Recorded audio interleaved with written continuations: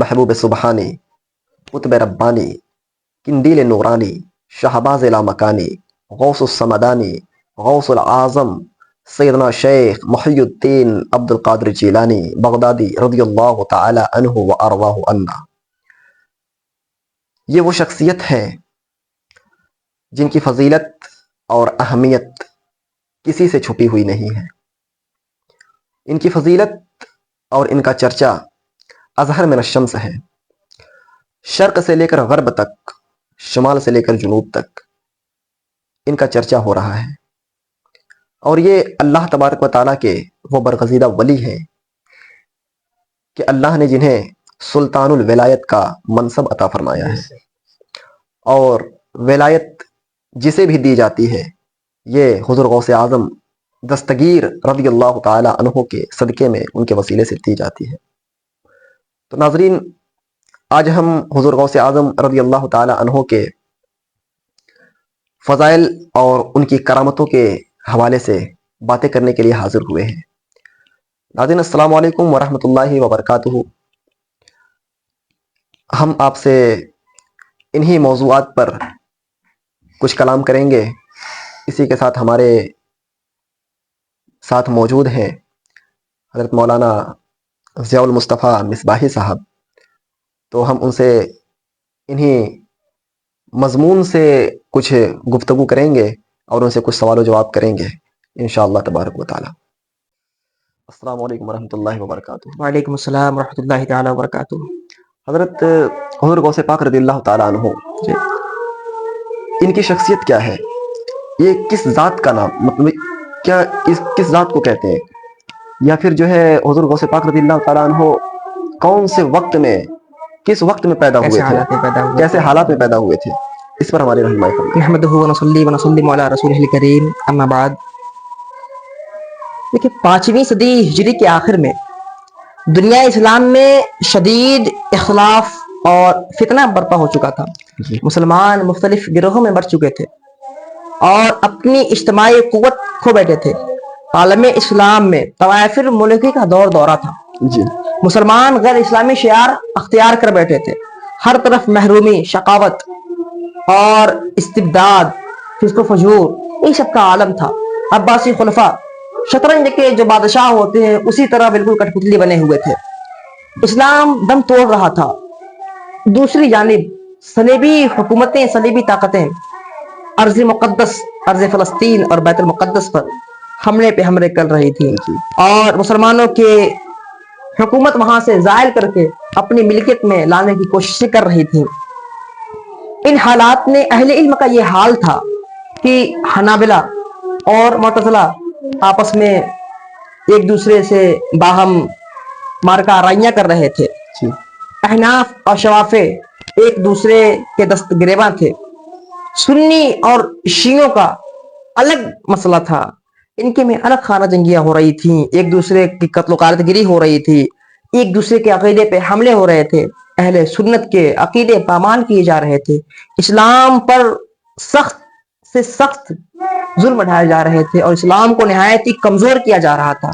सैहूनी ताकतों ने इस कदर इस्लाम दुश्मनों को उभार दिया था, गोया इस्लाम के बिल्कुल जाने दुश्मन की तरह वो लोग इस्लाम की बेखुनी करने में लग गए थे। जो अहले दिल थे, जो दीन का दर्द रखने वाले थे, वो हजरात भी एक तरफ बैठकर अल्लाह से लौ लगा लिए थे और बारगाह इलाही में इस्तिगासा पेश करते थे।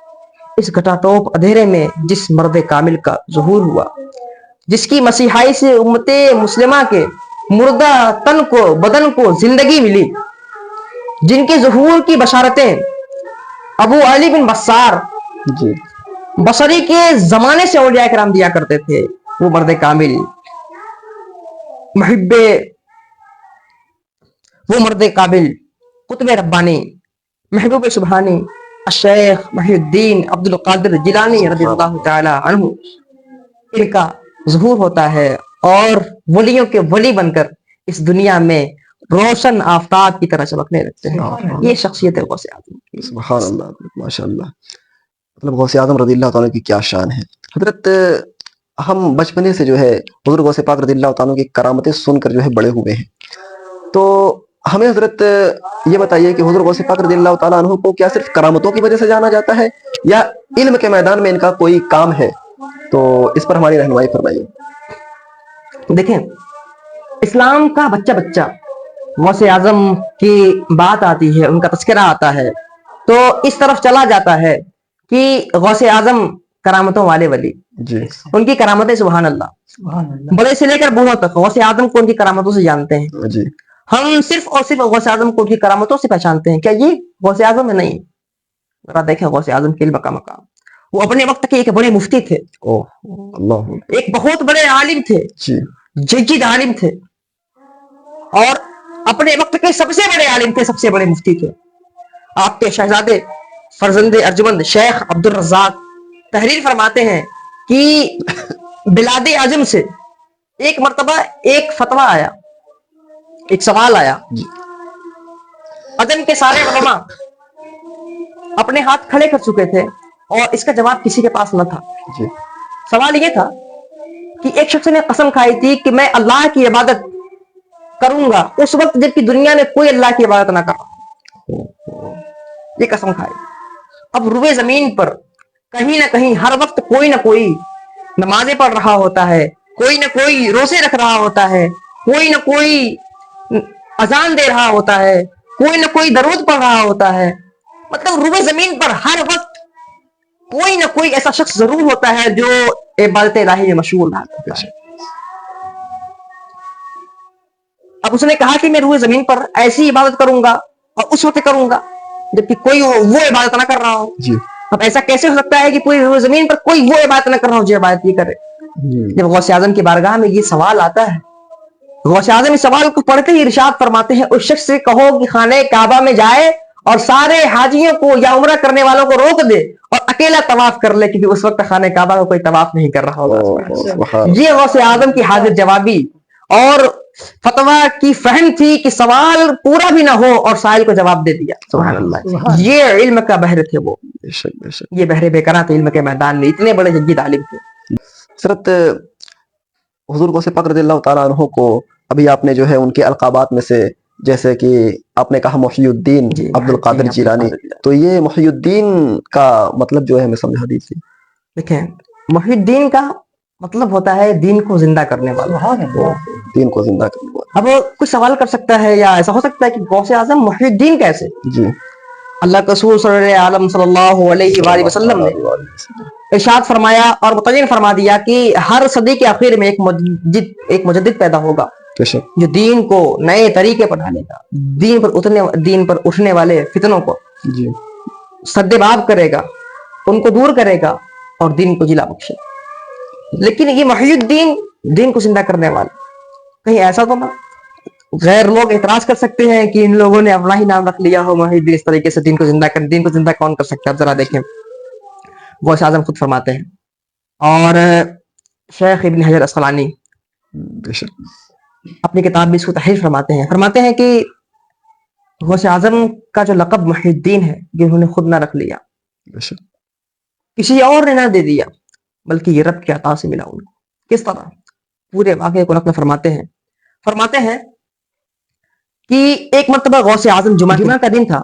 غوث اعظم رضی اللہ تعالیٰ عنہ جمعہ کی نماز کے لیے مسجد کی طرف جا رہے تھے. اچانک دیکھتے ہیں کہ راستے میں ایک ضعیف آدمی، بوڑھا شخص نہایت ہی نحیف و ناتواں غوث اعظم سے مصافحہ کرنے کے لیے آتا ہے اور وہ چل بھی نہیں پا رہا ہے، ایک جگہ کھڑا ہے. غوث اعظم جب اس سے مصافحہ کرتے ہیں تو دیکھتے ہیں اچانک اسے تندرستی آنے لگی اور وہ نہایت ہی فربہ ہو کر اپنے اوپر کھڑا ہو گیا اور نہایت ہی طاقتور اور صحت مند انسان لگنے لگا. بالکل خوبرو، وجیح، پرکشش ہو گیا. غوث اعظم حیرت میں کہ آخر یہ کیا ہو گیا.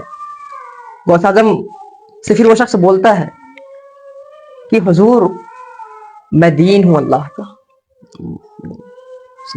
میں اللہ کا دین ہوں، اور اس وقت فتنوں کے حملوں کی وجہ سے میں نہایت ہی کمزور ہو گیا، آپ کی وجہ سے اللہ نے مجھے جلا بخشی. غوث اعظم نے کوئی آپ نے مجھے زندہ کیا. غوث اعظم پھر اس کے بعد وہ شخص غائب ہو جاتا ہے. کوئی دین تھا، اللہ نے اس کو ایک شکل میں دنیا پر بھیجا اور غوث اعظم سے اس نے مصافحہ کیا اور یہ باتیں ہوئی. फिर गौसे आजम जब जामा मस्जिद की सीढ़ियों पर जाते हैं तो देखते हैं कि एक शख्स हाथ मिला रहा है और क्या फरमाता है, अस्सलामु अलैकुम या मुहय्यिद्दीन। सुभान अल्लाह। फिर देखते हैं कि लोगों की कतारें लग गई और हर कोई कह रहा है अस्सलामु अलैकुम या मुहय्यिद्दीन, अस्सलामु अलैकुम या मुहय्यिद्दीन। जरा सोचें आपकी इन सबको ये लकाबात किसने बताए, जबकि दीन ने ये कहा था कि ए मुहय्यिद्दीन तुमने मुझे जिंदा किया। अल्लाह रब्बुल इज्जत ने इल्हाम के जरिए लोगों के दिलों में ये बात इल्का फरमा दी कि ये आने वाला शख्स ये मुहय्यिद्दीन है। ये नाम उन्होंने खुद से नहीं रखा बल्कि रब के अता से उन्हें मुहय्यिद्दीन अब्दुल कादिर का हजरत माशाअल्लाह हुजूर गौसे पाक रज़ियल्लाहु ताला अन्हु मुहय्यिद्दीन है, यानी खुद दीन ने कहा मुहय्यिद्दीन।